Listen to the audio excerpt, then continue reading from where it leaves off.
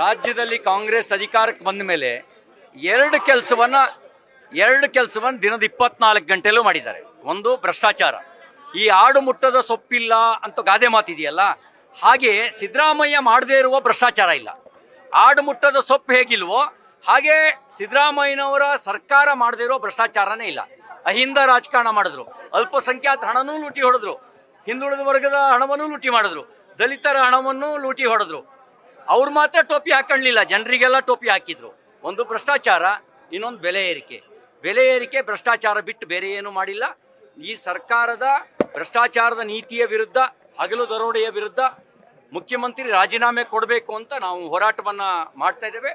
ಇವತ್ತು ವಿಧಾನಸಭೆ ಅಧಿವೇಶನದಲ್ಲೂ ಕೂಡ ಅವ್ರ ಭ್ರಷ್ಟಾಚಾರವನ್ನು ಎಳೆಯಾಗಿ ಬಿಡಿಸಿರ್ತೇವೆ. ಸ್ವಲ್ಪನಾರು ಮರ್ಯಾದೆ, ನಾಚಿಕೆ, ಜನಲಜ್ಜೆ ಅಂತ ಇದ್ರೆ ಇಷ್ಟೊತ್ತಿಗೆ ಮುಖ್ಯಮಂತ್ರಿ ಸಿದ್ದರಾಮಯ್ಯನವರು ರಾಜೀನಾಮೆ ಕೊಟ್ಟು ನಾನು ನಿರ್ದೋಷಿ ಆಗೋವರೆಗೂ ಮುಖ್ಯಮಂತ್ರಿ ಸ್ಥಾನದಲ್ಲಿ ಕೂರೋದಿಲ್ಲ ಅಂತ ಹೇಳ್ತಿದ್ರು. ಆದರೆ ಬಂಡತನವನ್ನೇ ಹಾಸು ಹೊತ್ಕೊಂಡಿರುವಂಥ ಕಾಂಗ್ರೆಸ್ಸು ಬಂಡತನವನ್ನೇ ಹಾಸು ಹೊತ್ಕೊಂಡು ಮಾತ್ರ ಅಲ್ಲ, ಭ್ರಷ್ಟಾಚಾರವನ್ನೇ ಬಂಡವಾಳ ಮಾಡಿಕೊಂಡು, ಭ್ರಷ್ಟಾಚಾರದ ಹಣವನ್ನೇ ತೆಲಂಗಾಣ ಚುನಾವಣೆಗೆ, ಭ್ರಷ್ಟಾಚಾರದ ಹಣವನ್ನೇ ಹೈಕಮಾಂಡ್ಗೆ ಕಪ್ಪ ಕೊಡೋದಕ್ಕೆ, ಭ್ರಷ್ಟಾಚಾರದ ಹಣವನ್ನೇ ಕರ್ನಾಟಕದ ಲೋಕಸಭಾ ಚುನಾವಣೆಗೆ ಬಳಸ್ಕೊಂಡಿರೋದ್ರಿಂದ ಅವ್ರ ಬಂಡತನದಿಂದ ಮುಚ್ಚಾಕೊಳ್ಳೋ ಪ್ರಯತ್ನ ಮಾಡ್ತಿದ್ದಾರೆ. ನಾವು ಸುಮ್ಮನಿರೋದಿಲ್ಲ, ನಮಗೆ ಜವಾಬ್ದಾರಿ ಇದೆ. ಅವರ ಬಂಡವಾಳವನ್ನು ಬಯಲಿಗೆಳಿತೇವೆ, ಅವ್ರು ಮಾಡಿರೋ ಭ್ರಷ್ಟಾಚಾರವನ್ನು ಬಯಲಿಗೆಳಿತೇವೆ. ಉಪ್ಪು ತಿಂದವನು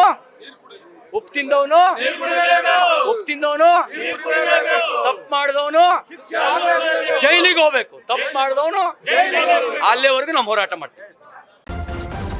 ನ್ಯೂಸ್ ಫಸ್ಟ್, ನಿರ್ಭೀತಿಯಿಂದ ನಿಮ್ಮ ಪರವಾಗಿ.